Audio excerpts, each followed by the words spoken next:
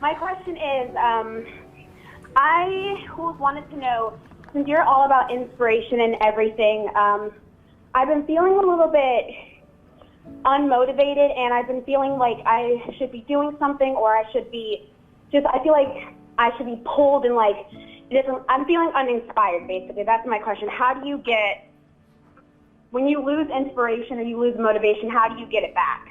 I get it back by remembering that you might die tomorrow. That's true.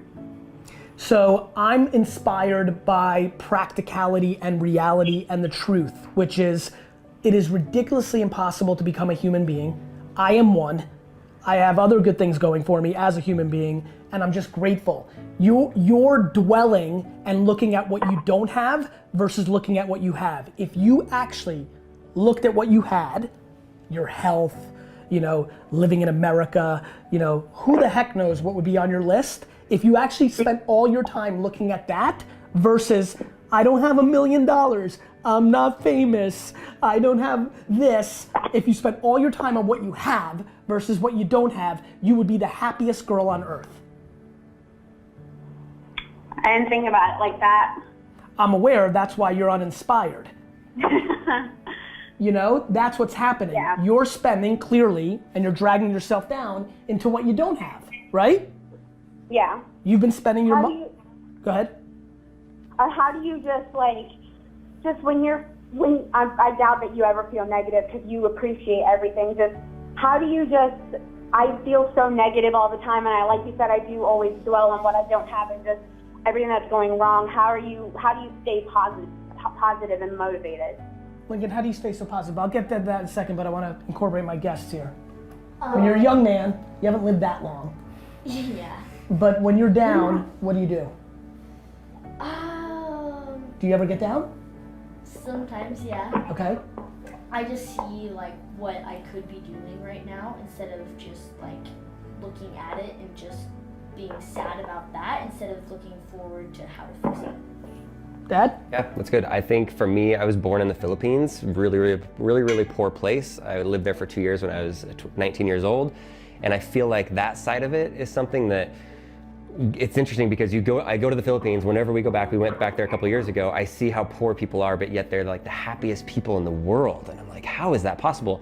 But then when I come back to America, I'm like so grateful for everything. Happiness. Yeah, but then it's interesting. Money doesn't buy happiness. You forget too, like even though I was born in those like poor circumstances, I come after being in America for like a year, like you get caught up in all those things. And I think coming back to that, whatever it is that grounds you, whether it's your family, getting out there and just working or serving other people, being thankful for what you have, like whatever it is that grounds you, if you can get back to that point and feel grateful and cut those things out of your life that you don't need, that helps you bring Ari, happiness. how old are you, and like what are the top 3 things that are bringing you down? I'm 20 years old. 2-0. Yes. Okay. and so what's making you Debbie Downer?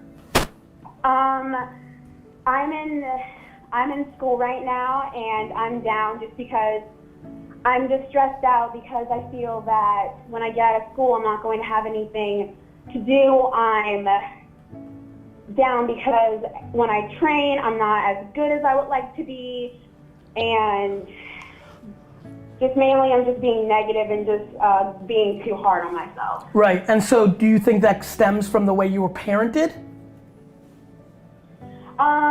Yes and no. I was really sheltered as a kid, and kind of like my mom treated me like I was a special little snowflake, and which is not the case anymore. Or maybe you are in just a different way that your mom then created it, right? Like in theory, everybody makes fun of the modern parenting and everybody makes their kids feel like they're the best, and now the kids are saying, oh crap, I was confused, I thought I was the best. But the reality is we have to take on the responsibility of ourselves. Like my mom told me I was the best. I equally spent all my time thinking that I was not the best because I could understand that I wasn't winning in every single thing always. You know what I mean? I mean, she might have created that sheltered thing, but I promise you, you realized pretty quickly in 1st, 2nd, 4th, 9th grade, there was things that you weren't the best at, right? True, very true. Whose opinion are you worried about? I'm worried about the opinion of the people that I train with the people that have invested so much time in me. And what are we talking about training wise? In what? I'm an Olympic lifter and I do mixed martial arts. Wow. Okay.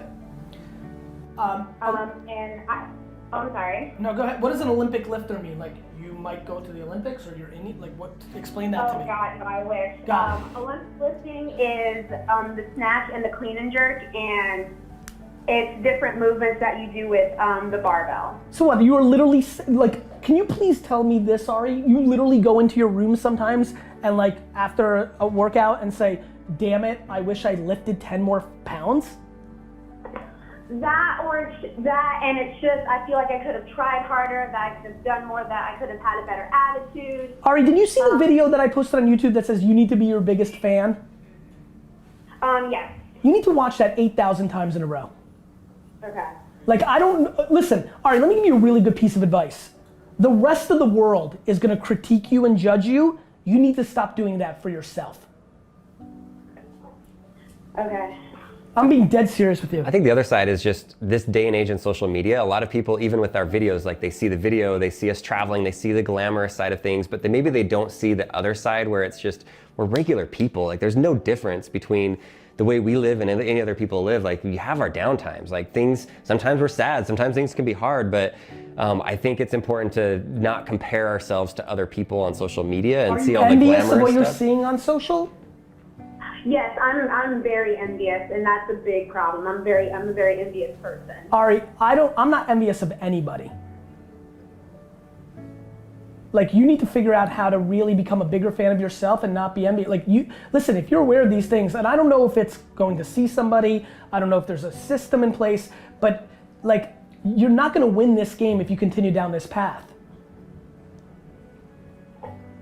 Yeah, I know I'm not. I'm just gonna self-loathing is not gonna get me anywhere. I just don't know how to fix it. Yeah, I respect that, and like I'm not a psychiatrist or like I just want to get these things out of your mouth because I think they help. But you've got to realize like you've got it so good. Like there's 7.7 billion people on this earth. Ari, you rank in the top percentile just by being in New Orleans. She does Olympic lifting. I'm too skinny. I can't even do that. She doesn't have awesome. she doesn't have a disease currently. Like all right, you really got to get your perspective in order.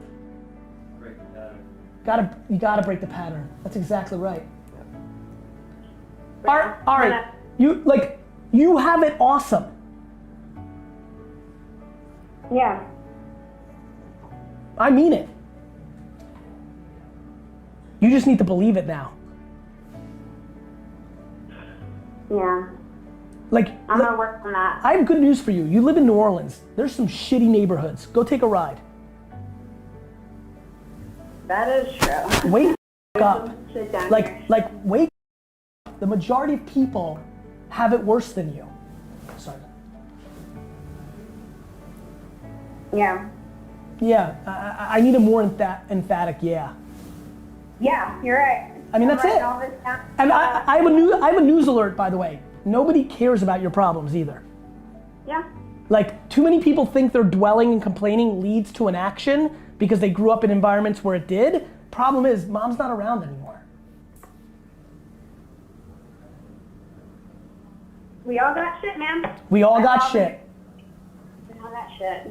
Yep. So, I'm telling you, the number one thing that I do when I get dangerously, and I'm never there, but I fix my perspective.